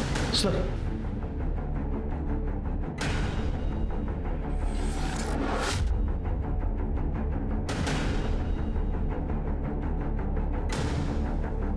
पूजा, जरा आस पड़ोस में साक्षी के बारे में पता करो। सर आप आइए। हाँ जी, आप ठीक है? पानी पिएंगे? भगवान साक्षी जैसी बेटी सबको दे। इतना साल से उसकी माँ बीमार रहती थी कि 3 साल पहले उन्होंने बिस्तर ही पकड़ ली, पर साक्षी, उसने कभी हिम्मत नहीं हारी। मैंने तो साक्षी से कहा भी था कि अपनी माँ को ओल्ड एज होम में शिफ्ट कर दी। माँ की सेवा मेरे जैसे और कौन करेगा रंजना आंटी? और जब तक मैं हूँ, मैं किसी और से माँ की सेवा क्यों करवाऊँ? क्या साक्षी को कोई परेशान करता था, या फिर किसी से लड़ाई हुई हो, या फिर उसका कोई अफेयर वगैरह? नहीं नहीं मैडम, हमारा मोहल्ला तो बहुत सेफ है और साक्षी को नूतन जी की सेवा और उसकी नौकरी में से फुर्सत ही कहाँ मिलती थी जो वो कोई अफेयर बफेयर करे। तो इसका मतलब ये साक्षी एक आइडियल बेटी थी, एक अच्छी पड़ोसी भी थी। हाँ सर, मेरी राजीव सर से भी बात हुई। उन्होंने कहा कि साक्षी ऑफिस में भी बहुत अच्छे से काम करती है सर। लेकिन अजीब बात यह है कि साक्षी के ऑफिस में साक्षी के बारे में किसी को कुछ भी नहीं पता। और उससे अजीब बात यह है कि साक्षी के बैंक अकाउंट में कभी भी 3+ बिल्डर्स से कोई पेमेंट रिफ्लेक्ट नहीं हो रही। हाँ, लेकिन हमने जब बैंक स्टेटमेंट चेक किया तो एक पेमेंट आई थी जो मैटरनिटी क्लिनिक को की गई थी। जरा पता करो ये पेमेंट क्यों की गई थी। जी मैम, 2 महीने पहले साक्षी व्यास ने यहाँ पे अबॉर्शन करवाया था। कंसेंट किसने दिया था? उसकी मदर नूतन व्यास, जो उसको यहाँ पे अबॉर्शन के लिए लेके आई थी। सर, मैंने हॉस्पिटल का सीसीटीवी फुटेज चेक किया।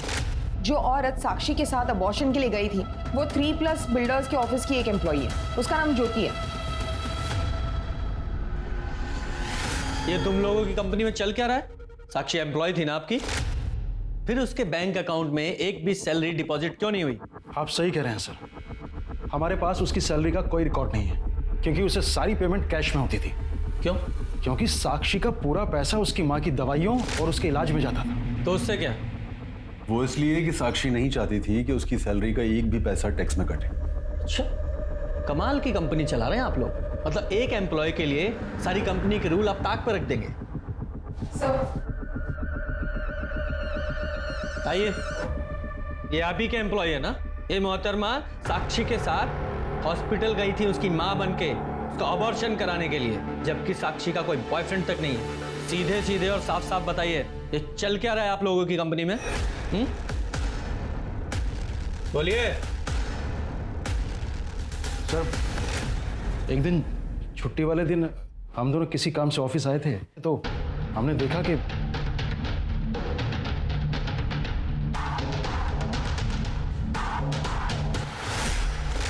मुकेश ने हमें बताया था कि उसका साक्षी के साथ अफेयर है। इसलिए साक्षी ने जब कैश पेमेंट की बात की तो हम दोनों मना नहीं कर पाए। सर, हम सच बोल रहे हैं, हम दोनों आपसे कुछ नहीं छिपा रहे। ये मुकेश मर्डर केस की इन्वेस्टिगेशन के दौरान ये एंगल तब सामने नहीं आया था। सर, साक्षी की पोस्टमार्टम रिपोर्ट के हिसाब से उसकी मौत 4 मार्च को 4 से 6 बजे के बीच हुई। और सर, 2 बुलेट्स फायर की गए जिसकी वजह से उसकी इंटरनल ऑर्गन डैमेज हुए और उसकी मौत हो गई। और सर, बैलिस्टिक रिपोर्ट के हिसाब से जिस गन से साक्षी को मारा गया था उसी गन का इस्तेमाल हुआ था मुकेश को मारने के लिए भी। मतलब साफ है कि साक्षी और मुकेश मर्डर केस आपस में कनेक्टेड हैं। हमारे पास जितने भी एविडेंस है मुकेश मर्डर केस के वो सारे इकट्ठा करो। हम मुकेश मर्डर केस को रीओपन करने के लिए कोर्ट में एप्लीकेशन दे रहे हैं। Sir,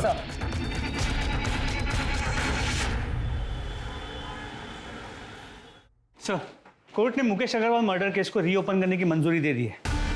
very good. शुरू से शुरू करते हैं। सबसे पहले मुकेश अग्रवाल के घर चलते हैं।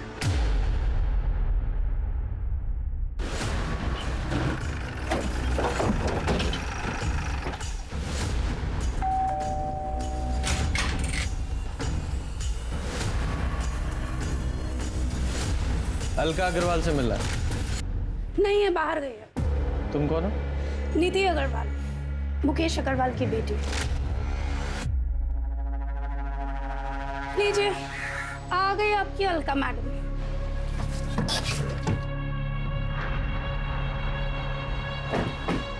आइए, आप ही का इंतजार था। देखिए ना, आपसे मिलने कौन आया। क्या पता भगवान की इच्छा रही तो आज आपको साथ में ले जाओ। नीति, अपने कमरे में जाओ। हाँ, वैसे भी तुम्हारी शक्ल देखने से तो अच्छा है कि मैं अपने रूम में ही बैठूं।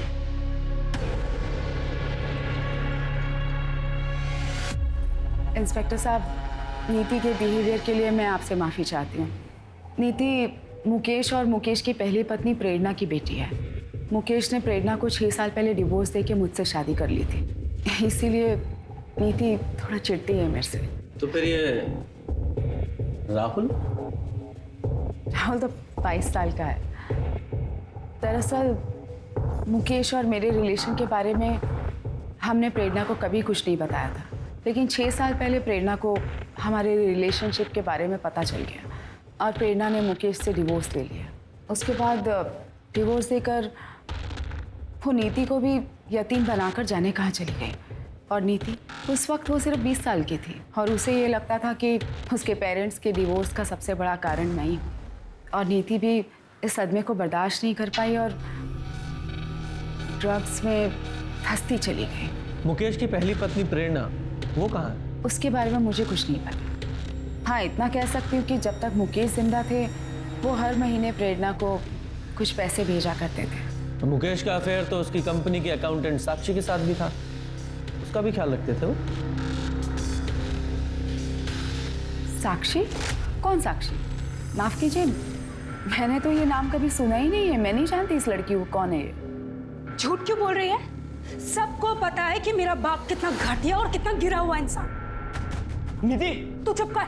सर, मेरे बाप ने पहले इस कमीनी के लिए मेरी माँ को छोड़ा और फिर तीसरा अफेयर चलाया साक्षी के साथ, और जैसे ही इसको पता चला इसने।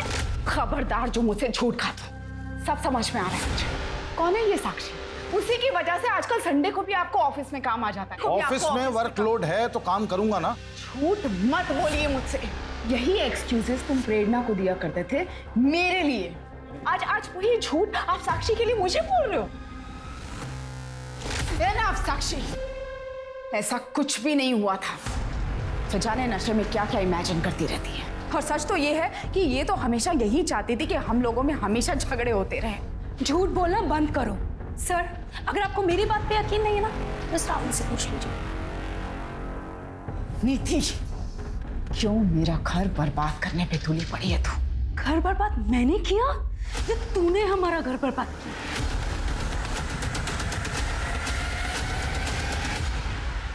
सर मानना पड़ेगा, बड़ी अजीब फैमिली है।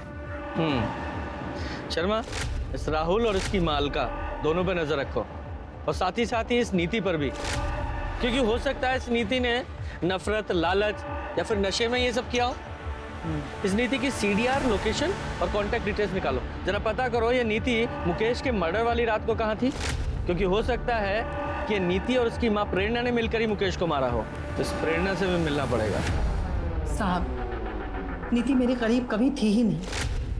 उसे बिल्कुल पसंद नहीं था कि उसे कोई रोके टोके या उसे ये बताए कि उसे क्या करना है क्या नहीं करना है। यहाँ तक कि उसकी माँ भी नहीं, यानी कि मैं। जब मुकेश ने मुझे छोड़ा तो नीति के इसी बिहेवियर के कारण मुझे नीति को छोड़ना बहुत आसान हो गया था। आपको मुकेश अग्रवाल के मर्डर के बारे में पता है? साहब, ये कैसी बातें कर रहे हैं आप? ऑफ कोर्स पता था। मुकेश की मौत की खबर महीनों तक टीवी पे चली थी और मेरे लिए तो मुकेश उसी दिन मर गया था जिस दिन उसने अलका के लिए मुझे छोड़ा था। लेकिन साहब, मैंने मुकेश को एक ही शर्त पर डिवोर्स दिया था कि नीति की जिम्मेदारी अब उसकी जिम्मेदारी रहेगी। पर आज मैं एक बिजनेसमैन करण शर्मा की पत्नी हूँ। मैं अपने पास्ट को भूल चुकी हूँ साहब। मेरे पास्ट से मुझे कोई लेना देना नहीं है। मुकेश और साक्षी के कत्ल में एक ही माउजर गन का इस्तेमाल हुआ था। पुलिस के सामने जो तथ्य आ रहे थे उनसे साफ पता चल रहा था कि मुकेश एक दोगले किस्म का आदमी था और उसका कैरेक्टर भी साफ नहीं था। वही तथ्यों से लग रहा था कि साक्षी एक विक्टिम है जिसके साथ गलत हुआ। सर, साक्षी को मारने का मोटिव अलका के बेटे राहुल के पास था, लेकिन साक्षी और राहुल के बीच में कांटेक्ट हुआ ऐसा कोई लीड हमें मिला नहीं। नीति के कांटेक्ट लिस्ट में ज़्यादातर नंबर्स ड्रग पेडलर्स के। हमें ऐसा लगा कि शायद नीति ने उनका इस्तेमाल किया होगा मुकेश को मारने के लिए, लेकिन ऐसा भी कोई सबूत नहीं मिला। और ये सुरेश और नलिन, इनका क्या? नहीं सर, साक्षी के मर्डर के वक्त इन दोनों की मोबाइल की लोकेशन बंगले के पास की नहीं थी। सर, कहीं ये केस मुकेश मर्डर केस की तरह ठंडा ना पड़ जाए। सर, बंगले के पास वाले घर में एक विधवा रहती है, नारायण। उसने पहले भी 1-2 बार साक्षी को उस बंगले में आते हुए देखा था उसके बॉयफ्रेंड के साथ। नारायणी का कहना है कि लड़के की और साक्षी की उम्र लगभग बराबर की होगी, लेकिन वो कह रही थी कि दोनों में बहुत झगड़े होते हैं और शायद 4 तारीख को जिस दिन साक्षी का मर्डर हुआ उस दिन भी उनकी लड़ाई हुई होगी। बेहतर होगा कि तुम ये जॉब छोड़ दो। और छोड़ दो क्या, तुम्हें ये जॉब छोड़ना ही पड़ेगा। मैं नहीं छोड़ूंगी, तुम्हें जो करना है तुम कर लो। तुम ये बिल्कुल अच्छा नहीं कर रही हो। आजकल के बच्चे कितने लड़ते हैं, कहीं ये लव एंगल तो नहीं है? नारायणी ने उस लड़के की शक्ल देखी थी? हाँ सर। स्केच बनवाओ सर। और शर्मा, तुम साक्षी के कॉल रिकॉर्ड चेक करो, उसमें पता करने की कोशिश करो ये साक्षी किसी लड़के के रेगुलर टच में थी क्या? Sir excuse me. हेलो, ठीक है सर, नूतन व्यास को होश आ गया है, मुझसे बात कर सकते हैं। Very good.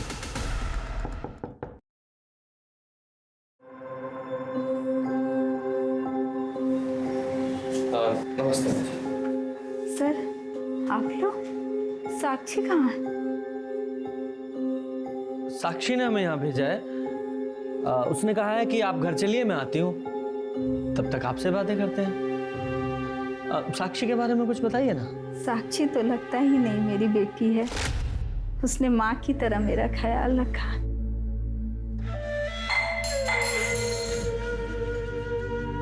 माँ, आप क्यों परेशान हो रहे हो? मुझे बोल दिया होता।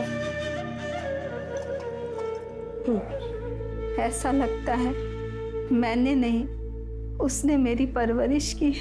उसने मुझे कभी अकेला नहीं छोड़ा। उसके रहते मुझे अपने स्वर्गवासी पति की कभी याद नहीं आई। बहुत ही खुश मिजाज, जिंदा दिल और हंसमुख है मेरी बेटी, लेकिन उन दोनों कमीनों ने मेरी बेटी की जिंदगी बर्बाद कर दी। किन्होंने? उसके मालिक मुकेश और सुरेश ने मेरी फूल सी बच्ची के साथ जो किया, भगवान करे मेरी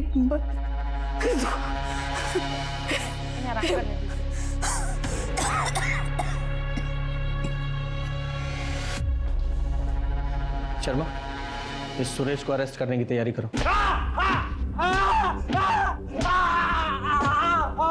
बोल, साक्षी को क्यों मारा? नहीं मारा मैंने साक्षी को।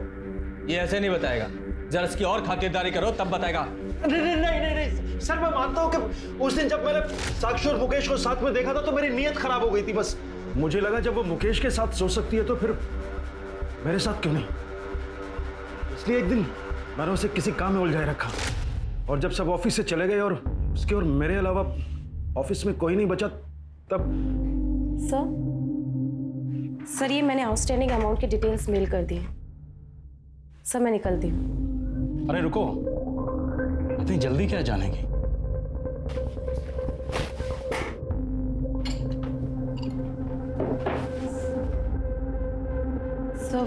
सर मैं ड्रिंक नहीं करती। लेकिन खुश तो करती हो ना? हुँ? आज रात मुझे खुश कर दो। क्या कहती है? ज्यादा ना सती सावित्री पढ़ने की जरूरत नहीं है। मैं और नवीन तुम्हारे और मुकेश के बारे में सब कुछ जानते हैं। और सोचो, मुकेश की वाइफ को पता चल गया तो तुम्हारा क्या होगा? मुकेश तुम्हें धक्के मार के निकाल देगा। फिर तुम्हारी माँ का क्या होगा?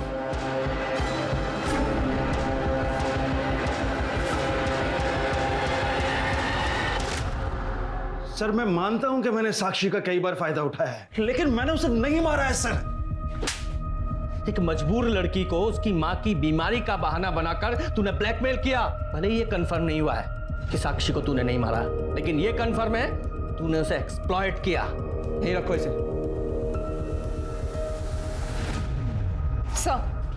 सर नारायणी के हिसाब से यही वो लड़का है जो साक्षी के साथ उस बंगले में आता था। ऐसा लग रहा है देखा है मैंने इसे, पर फिलहाल पहचान में नहीं आ रहा। कहाँ देखा था? साक्षी की सीडीआर को चेक किया। सुरेश के बेटे आर्यन और साक्षी के बीच कई बार बात हुई, और सबसे इंपॉर्टेंट बात यह है कि साक्षी के मर्डर वाले दिन भी आर्यन ने साक्षी को फोन किया था। यस,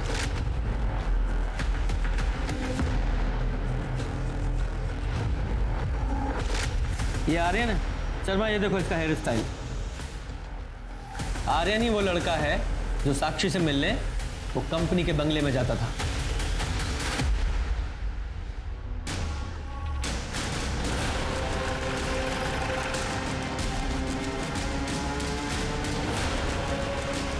एक सेकेंड, पापा ऑफिस में नहीं है और ना ही नलिन अंकल। तेरे पापा तो ऑलरेडी हमारे मेहमान हैं और अच्छा है नलिन में यहाँ नहीं है, क्योंकि तेरे से सवाल करते तो खामा-खा अड़ंगा लगाता। क्या मुझसे सवाल? क्यों? केबिन में बात करें? केबिन में क्यों? यहीं कीजिए, सबके सामने। ठीक है, अगर तुझे प्रॉब्लम नहीं है तो यही पूछ लेते हैं। साक्षी को तू कितनी अच्छी तरह से जानता था? साक्षी? मैं नहीं जानता था। झूठ बोलता है। इस कंपनी में एम्प्लॉय थी वो और बोलता है नहीं जानता।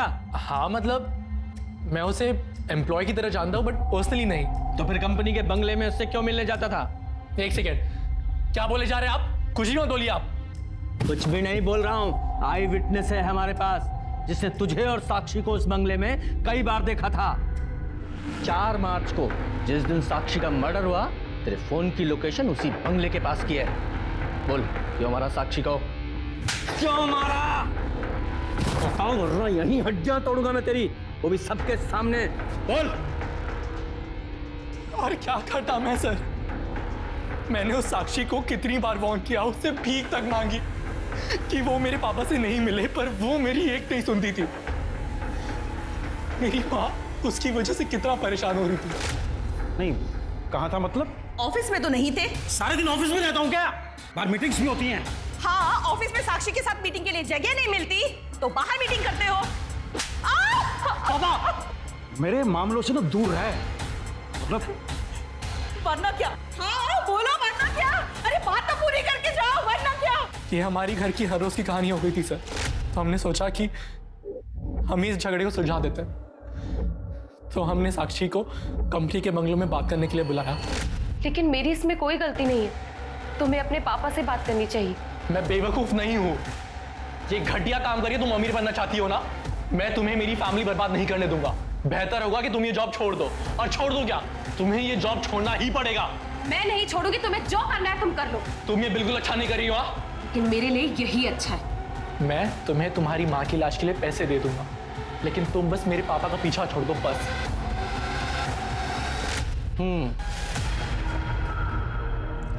तो उस बंगले के पास में रहने वाली नारायणी को लगा कि तुम दोनों की लड़ाई 2 प्यार करने वालों की नोकझोंक है, पर तुम दोनों की आपस में लड़ाई हुई थी ना? साक्षी को मुझ पर विश्वास नहीं था। उसे लगता था कि मैं अपना प्रॉमिस नहीं निभाऊंगा, इसलिए उसने पापा से मिलना बंद नहीं किया। दिन पे दिन मेरे घर के हालात और खराब होते जा रहे थे, तो फाइनली मैंने गन का सहारा लिया। गन कहां से मिली? पापा की कार की सीट से। मुकेश अंकल की मौत के अगले दिन जब मैं हर रोज की तरह जॉगिंग पे जा रहा था, पापा बहुत गुस्सा होते अगर उन्हें मालूम पड़ता कि मैंने उनकी गन छुई है। इसलिए मैंने सोचा कि मैं उन्हें बताऊंगा ही नहीं। इसलिए पापा के डर से मैंने उस गन को सेफ जगह छुपा दिया। लेकिन सर स्ट्रेंजली पापा ने कभी उस बारे में जिक्र ही नहीं किया। कभी कभी तो मेरा मन करता था कि मैं पापा को ही मार दूं मैं, लेकिन पापा को मार के मेरी माँ को विधवा बना के सर मेरी प्रॉब्लम सॉल्व नहीं होती। तो मैंने फाइनली सोचा कि मैं एक आखिरी बार साक्षी को मिलता हूँ, और हम फाइनली 4 मार्च को 6 बजे मिले। मैं अंदर नहीं जाऊंगी, तुम्हें जो बोलना है यही बोलो, और मैं इस जगह दोबारा नहीं आऊंगी। ठीक है, तो इसे मेरी फाइनल वार्निंग समझ ले और मेरे बाप से मिलना छोड़ दे। तो तू अपने बाप से क्यों नहीं बोलता कि वो मेरा इस्तेमाल करना छोड़ दे? मैं नहीं बोल सकती क्योंकि वो मेरी जरूरतें पूरी करता है और मैं उसकी। चुप हो जा, झूठ बोल रही है तू। तूने फंसाया मेरे बाप को, पैसों की भूखी है तू। तो अपने बाप से जाकर पूछना, हो सकता है तेरी माँ को ऐसे ही फंसा के लेकर आया हो, जबरदस्ती शादी की हो, और तेरी माँ ने भी उसके साथ पैसों के लिए शादी की हो, है ना? उसे मार दिया, उसका खून बह रहा था। मैं काफी घबरा गया था सर। घबराहट के मारे मैंने उसका फोन दीवार पर फेंक दिया, ये सोचकर कि वो टूट जाएगा। उसके बाद मैं समझ नहीं सका कि मैं बॉडी के साथ क्या करूं। सर मैं किसी गन के बारे में कुछ नहीं जानता हूं, मेरे पास कोई गन नहीं है। झूठ मत बोल, तेरे बेटों को तेरी गन तेरी कार में से मिली थी, और फॉरेंसिक से ये साबित हो चुका है कि वो वही गन थी जिससे मुकेश को मारा गया था। अब झूठ मत बोल और सच बता। मैं सच बोल रहा हूं सर, मुझे नहीं पता कि मेरी कार में गन कहां से आई। सर अगर आप मुझे मारना चाहते हैं तो मार दीजिए, लेकिन मैं सच कह रहा हूं, मुझे नहीं पता कि गन कहां से आई।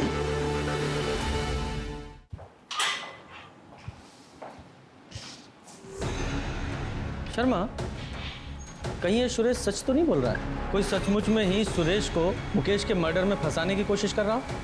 सर, जब ऑफिस में पूछताछ की थी तो वहाँ के लोगों ने कहा था कि ऑफिस की कार तीनों पार्टनर्स यूज करते हैं और एक एक्स्ट्रा चाबी ऑफिस में भी होती है। हाँ, तो ऐसा हो सकता है ना कि या तो कातिल इन तीनों पार्टनर्स की फैमिली में से ही कोई है, या फिर इनके अलावा कोई ऐसा आदमी जिसकी पहुंच उन चाबियों तक थी। उसने मुकेश का मर्डर किया और गन इस सुरेश की कार में प्लांट कर दी। कौन हो सकता है ऐसा? पुलिस ने साक्षी के कातिल को ढूंढ लिया था, अपनी माँ की खुशियाँ वापस लौटाने के लिए, बिना ये सोचे कि इस कदम से उसने अपने परिवार को बर्बाद कर दिया था। पर सवाल अभी भी वही था कि मुकेश का कातिल कौन है। पुलिस की हर संभव कोशिश एक डेड एंड पर जाकर रुक जाती थी।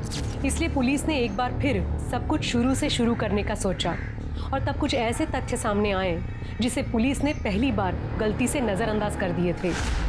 इसमें साफ साफ तो लिखा है कि मुकेश अग्रवाल को जो गोली मारी गई वो सीधी नहीं बल्कि नीचे से ऊपर की तरफ। इतनी बड़ी भूल हमसे हुई कैसे? सर, ये बात तो मैंने आपको बताई थी, इसमें भूल कैसे? भूल यही है कि हमने इतनी इंपॉर्टेंट इंफॉर्मेशन को नजरअंदाज किया है। मतलब मैं तुम्हें समझाता हूँ।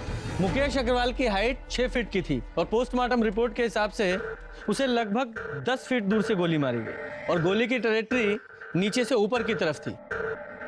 जनरली लोग जब शूट करते हैं तो वो चेस्ट पे निशाना लगाते हैं, लेकिन मुकेश को गोली शोल्डर पे लगी। इसका मतलब वो कोई प्रोफेशनल शूटर नहीं था जो सिर्फ 10 फीट की दूरी से सही निशाना नहीं लगा पाया। शर्मा, जरा शोल्डर को एम करो और शूट करो।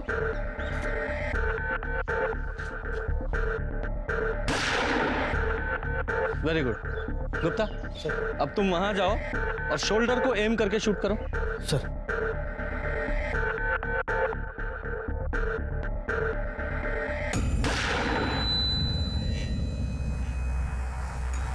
करेक्ट। शर्मा, जरा इधर आओ। ये देखो, ये वो टारगेट है जो तुम्हारी बुलेट से हिट हुआ। वो एकदम सीधी बॉडी के पार हुई है और गुप्ता ने जो शोल्डर पे गोली शूट की उसकी ट्रैजेक्टरी नीचे से ऊपर की तरफ। मतलब जिसने भी शूट किया है उसकी हाइट मुकेश की हाइट से काफी कम थी। गुप्ता, तुम्हारी हाइट कितनी है? सर, मेरे 5 फुट 8 इंच। शर्मा, हमारे सस्पेक्ट्स में से किसकी हाइट 5 फुट 8 इंच की है? जरा पता लगाओ। सर,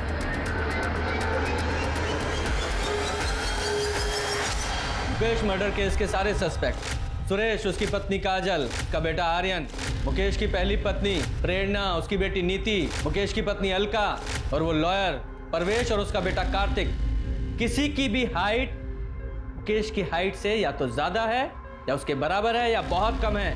किसी की भी हाइट परफेक्ट 5 फुट 8 इंच नहीं है, वो सिर्फ तेरी है।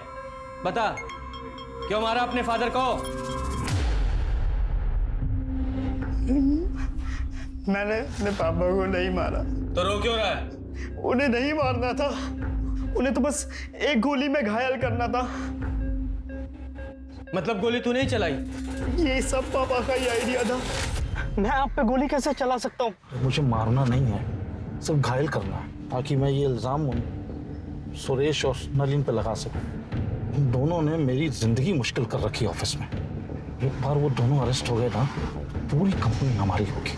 जिंदगी में इससे बड़ी सिक्योरिटी और क्या होगी? पर साक्षी का क्या? आप उसे छोड़ दोगे ना? हाँ, छोड़ दूंगा उसे मैं। प्रॉमिस? हाँ। पापा ने पूरा प्लान तैयार कर लिया था। मेरे पास सुरेश अंकल के कार की डुप्लीकेट चाबी भी थी और मैं वहां चला गया जहां पापा ने मर्डर का प्लान किया था। ये जगह मैंने इसलिए चुनी है कि यहाँ आधी रात को भी ट्रैफिक होता है। हर 5-6 मिनट में कोई ना कोई कार पास होती है। सिटी हॉस्पिटल सिर्फ यहाँ से 10 मिनट की दूरी पे है और सबसे बड़ी बात, सुरेश का घर यहाँ से सिर्फ 3 किलोमीटर दूर है। पापा, मुझे डर लग रहा है बहुत। कर पाऊंगा क्या?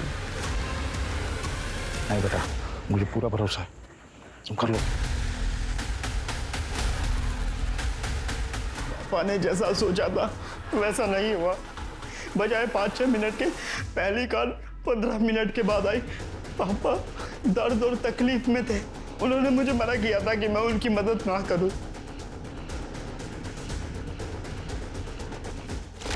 तो तेरे पापा मुकेश को कैसे पता था कि सुरेश की कार वहां खड़ी है? पापा को पता था सुरेश अंकल पार्टी जा रहे हैं और वो पार्टी जाकर ज़रूर ड्रिंक करेंगे। और सुरेश अंकल जब ड्रिंक करते तो अपनी गाड़ी नहीं चलाते। ये मुकेश का लालच ही था जिसने उसकी सोच पे पर्दा डाल दिया था। मुकेश का कातिल खुद मुकेश ही था। मुकेश ने प्लान तो अच्छा बनाया था, पर 10 मिनट की देरी ने उसकी जान ले ली और फिर शूटिंग एक एक्सीडेंटल मर्डर बन गया। पुलिस ने राहुल को अपने पिता के प्लान में साथ देने और फिर शूटिंग के लिए गिरफ्तार किया। मुकेश के प्लान ने बहुत सारे लोगों की जिंदगियां बर्बाद कर दी। अगर पुलिस से इन्वेस्टिगेशन में चूक नहीं हुई होती तो ये केस शायद पहले ही सॉल्व हो जाता, लेकिन इस केस की नियति कुछ और थी। लालच बुरी बला है, संतुष्ट जीवन ही सुखी जीवन का मूल मंत्र है। अब मैं सोनाली कुलकर्णी आपसे विदा लेती हूँ। तब तक सुरक्षित रहें, सतर्क रहें और अपने परिवार का ख्याल रखें। देखते रहिए क्राइम पेट्रोल सतर्क। जय Hind. For more updates, subscribe to our channel, click the show links and enjoy watching the videos.